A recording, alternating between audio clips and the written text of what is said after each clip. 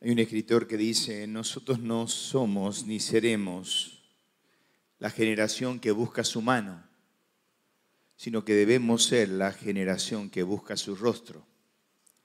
Muchas veces nosotros estamos buscando constantemente pedirle cosas a Dios. Y Dios en esta mañana ha puesto en el corazón de los pastores de hacer una reunión diferente, como cerrando el año. Y antes de pasar la bolsa de las primicias, hacer una amalgama de adoración con agradecimiento al Señor. Pensar en la cruz y pensar todo lo que el Señor ha hecho en este 2022, que Dios ha sido bueno. Muchas veces no nos damos cuenta que la adoración no es un evento, sino debe ser un estilo de vida. No es pasividad, sino debe ser participación. No es una espera, sino debe ser una entrega. No es religión, sino debe ser una relación. Es que la adoración, como dice en una versión Isaías capítulo 43, verso 7, nosotros hemos sido no solo llamados para servirle, sino creados para adorarle. Tú y yo hemos sido creados para adorar. Si no, adorarás a cualquier cosa o a quien sea. Y por eso Isaías 43 dice: yo he puesto para que me adoren. Yo soy el Dios de los dioses para que me adores. Y yo en esta mañana quisiera caminar un poquito en el libro de Hebreos para hacer acción de gracias y detenernos en algunas heces para que juntos podamos agradecer y exaltar el nombre del Señor. Quiero que abras tu Biblia, por favor. Lo vamos a tener en la pantalla, pero quiero que lo mires desde tu Biblia para hablar en primer lugar capítulo 1, verso 3. Ustedes saben que Hebreos es un libro maravilloso. Para entender Hebreos tienes que ir al libro de Levítico, si no, no entenderás el libro de Hebreos. Años 65 a 69 fue escrito, algunos dicen por Pablo, otros dicen por apóstol, por Apolos. Y cuando uno camina en esos 13 capítulos, 303 versículos del libro de Hebreos, se da cuenta que es un libro maravilloso, doctrinal, donde necesitamos leerlo de rodillas. Necesitamos al libro de Hebreos leerlo de rodillas y volverlo a releer y a releer. El escritor le estaba escribiendo a todos los expatriados, a todos los judíos que se habían convertido y no estaban en la Palestina y estaban pasando momentos difíciles. Habían perdido su sacerdote, ya no tenían sacerdote. Habían perdido su santuario, no tenían lugar para reunirse. Habían perdido toda su religión por haberse convertido al Señor. Entonces el escritor, con letras doradas en su pluma, mojaba la pluma y escribía a gente que estaba sufriendo y los motivaba. Y una de las palabras claves es tenemos. Mira, cuando vos vayas a consolar a alguien que ha perdido algo, recuérdale lo que tiene. Recuérdale lo que tiene. Y lo primero que tenemos tú y yo, querido hermano, en esta mañana es tener un sustituto. Es el Señor Jesús. Miren lo que dice la Biblia: el cual siendo en resplandor de su gloria y la misma imagen de su sustancia, y quien sustenta todas las cosas con la palabra de su poder, habiendo efectuado la purificación de nuestros pecados, todos juntos, vamos en voz alta, por medio de sí mismo, fuerte, se sentó a la diestra de la majestad en las alturas, por medio de sí mismo. No había nadie que podía tomar tu lugar y mi lugar en la cruz del Calvario. David era el hombre conforme al corazón de Dios, no podía. Abraham era amigo de Dios, no podía. Moisés era el hombre más santo de la tierra, no podía. Solamente la persona bendita del Señor Jesús era la única persona que corría en sus venas sangre pura y santa, que era el precio que Dios exigía para nuestro rescate, el Señor Jesús. Él tomó tu lugar, Él tomó mi lugar. Tú tenías que estar clavado en la cruz. Por eso, cuando me invitó el gobierno para dar unas palabras, yo hablaba y decía, qué gran palabra que usan los católicos cuando hablan de la muerte vicaria. Es la correcta. Él murió en mi lugar, era el vicario de Jesucristo. Yo tenía que estar allí. Tú tenías que estar en la cruz. Y Él tomó nuestro lugar. Por medio de sí mismo. Por eso el apóstol Pedro dice, ¿quién llevó Él mismo? Me encanta esa frase, Él mismo.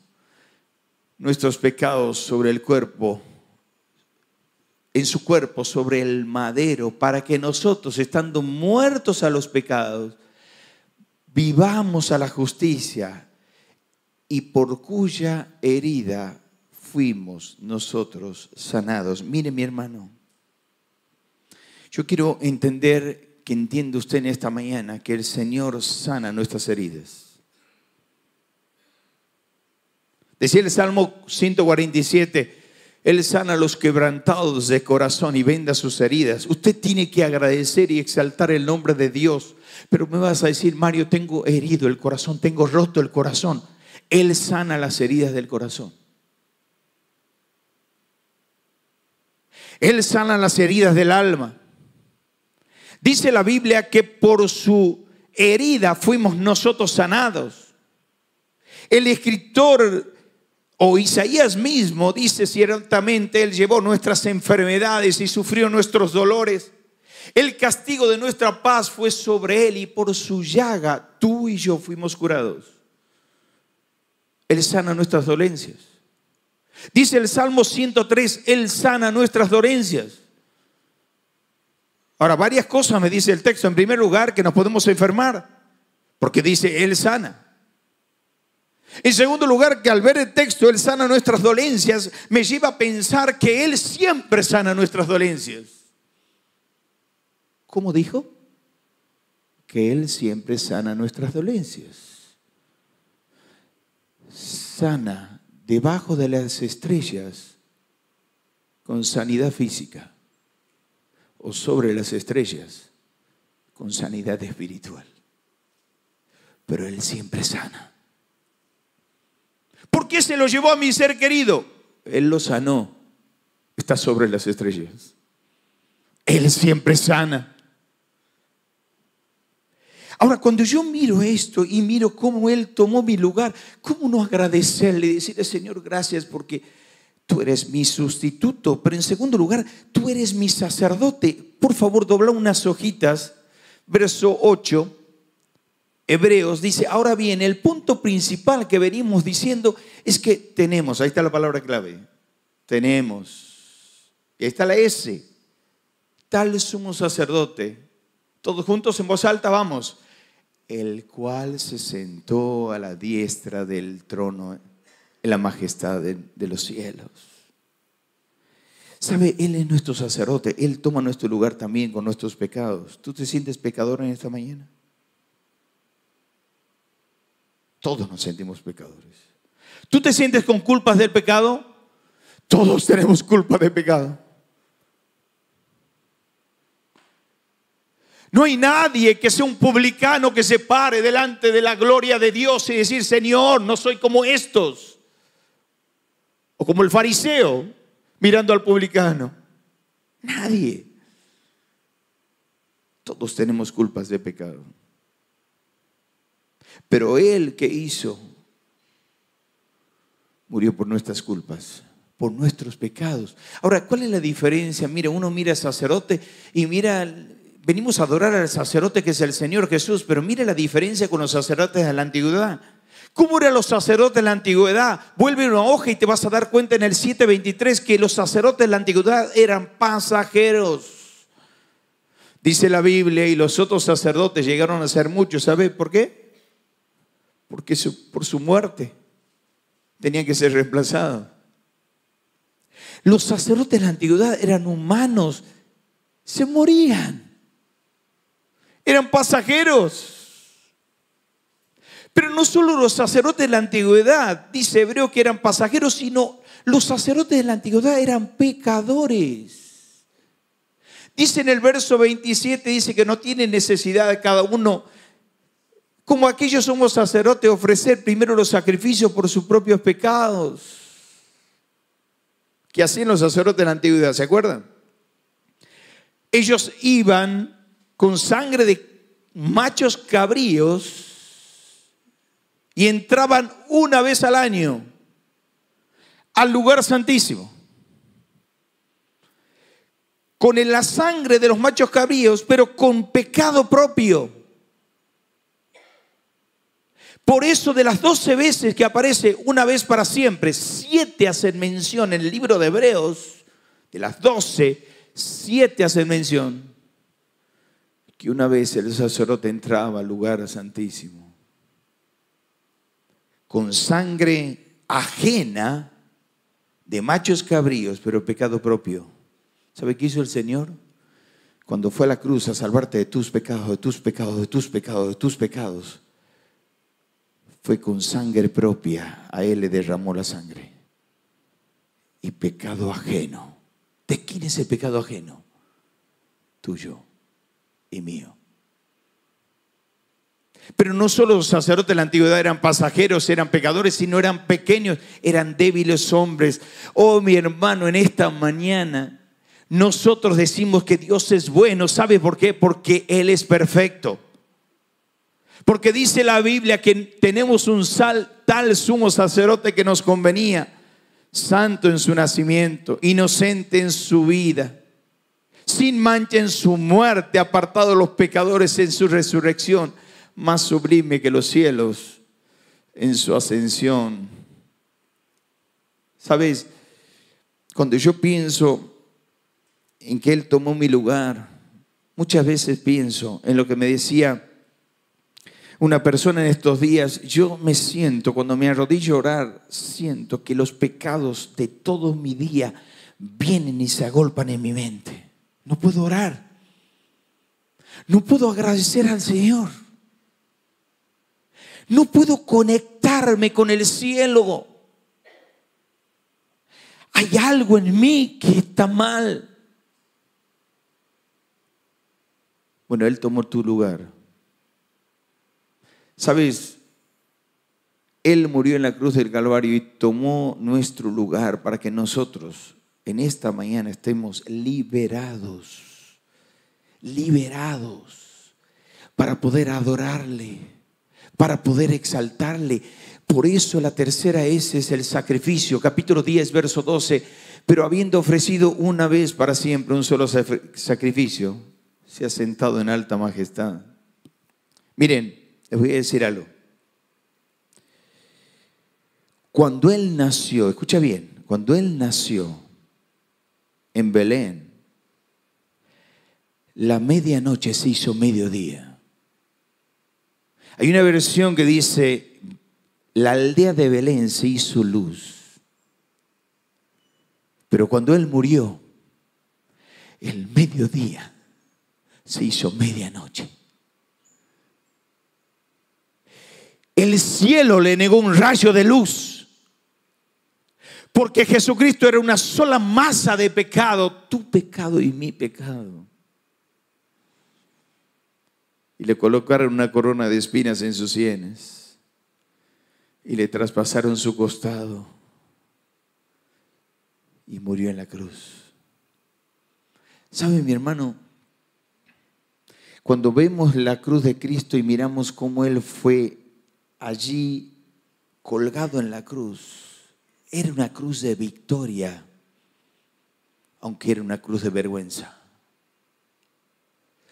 Y Él dijo en Juan 19:30, Él dijo, consumado es. Claro, Él hablaba en arameo, significa asajá. ¿Qué significa? El asajá era cuando el esclavo terminaba el trabajo y se acercaba al amo y le decía, asajá, terminado está todo, ya no hay más deuda. Asajá. ¿Sabe, mi hermano? Tú estás justificado. ¿Qué significa? Como si fuera que nunca antes has pecado. Estás libre de culpa y cargo. El Señor nos perdonó todos nuestros pecados. Por eso termino con la última S, que es el Señor. Y el Señor dice, fijemos, dice, la mirada en Jesús, el iniciador y perfeccionador de nuestra fe, quien por el gozo que le esperaba soportó la cruz, menospreciando la vergüenza que ella significaba, y ahora se ha sentado a la diestra del trono de Dios. ¿Cómo no adorarle en esta mañana, mi hermano? Pero para poder adorarle tenemos que decirle, Señor, yo quiero que tú seas mi Señor en esta mañana. ¿Cómo? Sí. Yo quiero que seas mi Señor en esta mañana. Yo quiero agradecerte, exaltarte. Pero no puedo agradecerte porque me faltan cosas. ¿Ah, sí? En Juan capítulo 6, ¿se acuerdan? Estaba el Señor, había más de 15,000 personas. Y el Señor le dice, dale vosotros de comer. ¿Se acuerdan? Le dice, Señor, no nos alcanza. ¿Qué tienes en tu mano? Tengo 5 panes y 2 pececillos nomás. Tráiganlo. ¿Qué hizo el Señor? Tomó los 5 panes, tomó los 2 pececillos. ¿Y qué hizo? Dio gracias por lo que tenía. Lección de esta mañana. Cuando vos das gracias de lo que tienes, Dios te da lo que no tienes. Y en esta mañana le vamos a decir, Señor, yo quiero que seas mi Señor. Yo no te puedo decir que no a ti. Quiero que seas el Señor de mi matrimonio, el Señor de mi familia, el Señor de mi sacerdocio como padre, el Señor de mi vida como trabajador. Y quiero adorarte en espíritu y en verdad. Vamos a ponernos de pie.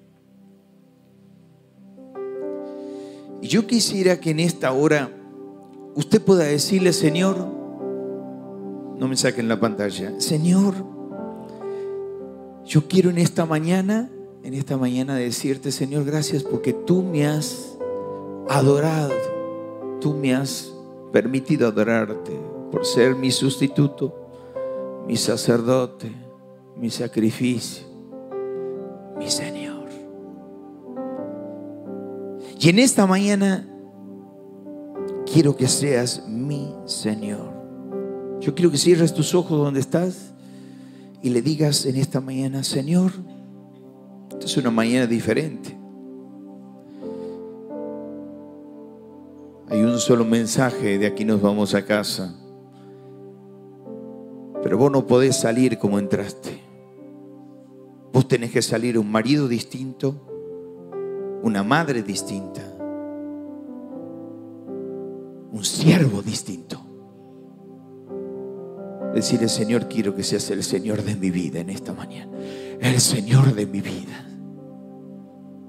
Quiero glorificarte. Quiero exaltarte.